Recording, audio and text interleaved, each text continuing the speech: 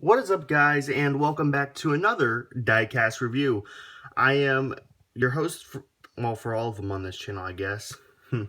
I'm Kevin, and today I'm going to be reviewing the newly released John Deere 1050K. I believe I'm the second person on YouTube to actually review this, and it's definitely going to be interesting because I haven't even had this out of the box for like 10 minutes yet. So, still, I have a little model to compare it off of. It's actually probably not even the best model to compare it off of, but either way, there's been a lot of hype around this model because this is John Deere's new signature dozer, pretty much. This is John Deere's largest dozer as well. So anyways, let's dive into it, and we're going to dive into the blade. So on the front of the blade, you have a nice light gray sort of texture or coloring to it, and it is flat gray. You can see sort of where the paint is, well, I don't want to say weird, but weird. And here's a hydraulic line running too. Up here you got some lights onto the cylinders. The cylinder jackets actually look pretty nice. The blade will raise that far, which is fairly decent. I mean, I can't complain. And it does tilt forward. It does not have it does not have any side-to-side tilt movement, but that's alright. Let's see if we can get this guy here open. Yes, we can. You can see some engine detail, but it's not in the greatest. I mean, I think you can make out a turbo in there. I mean, it's not like an individual plastic insert or anything super special. You got some decent detail down here on the tracks. They do roll. They do roll pretty smoothly, actually, but they won't. Oh, wait. They will roll on a smooth surface. Now, that is surprising. I am applying a little bit of downward pressure, but it's rolling on a smooth surface. That's actually pretty good. 1050K, a latch, your air breather, your exhaust, your Deere logo. Now, the cab on this one does not tilt like the 850J and K, but there you can see there's a different colored seat in the cab, and you can make that out. On the back, you got Deere, your filler cap, your AC unit butted up on top, reflectors on the back. Deere. Now the Ripper is pretty much where I have my biggest beef per se with it. Now I do like the fact that it has the black tooth on it, but it won't even. Well, I guess it will barely touch the ground. Maybe if you force it a little bit.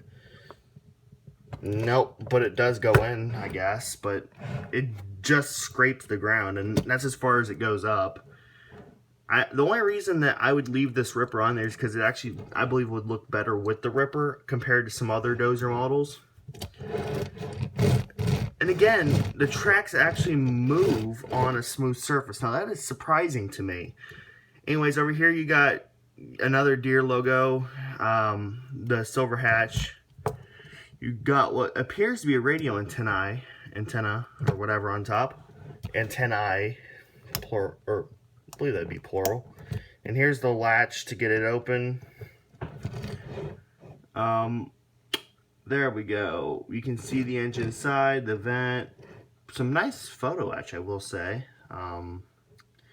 Your exhaust, which, I mean, it looked better with like a little bit of black paint right on the end of the exhaust, but that cool, yo. And this being a different color, the side strut, that I'm actually okay with that. It looks pretty good. Underneath the model is, well, very plain, but you can see the nice little bolt detail on the pads, and it does have good bite. I mean, the fact that the tracks are rolling along here is amazing. So we're going to compare this to another model, and this one here, I like and I don't like for several reasons, but this is the only other John Deere dozer model besides the old Walmart one that I can really compare it to. What's with that fogging right there? Huh. Okay, but this is the 850K. And you can see, fairly nice. I gotta do a review on this one. Now it'd be awesome to see the exhaust sort of chrome tip. Man, this thing got dusty. Chrome tips like on the 850K, but oh well. And you can sort of see the whole back of that thing sort of fits into the blade, and considering the width of the tracks, that's actually pretty substantial. And it's just a nice looking dozer, all in all, I will say. You can see the height of it, fairly nice. And again, from the back of the machine, I think the back view looks a lot better on this than it does this.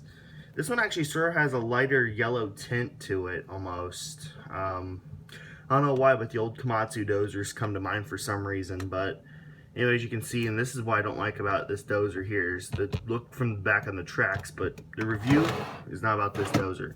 It's about this one. So out of 10, I would actually give it a 7 out of 10, considering one thing that it is an Erdl model, and it's not supposed to have like all the details, but it's still a nice piece, don't get me wrong.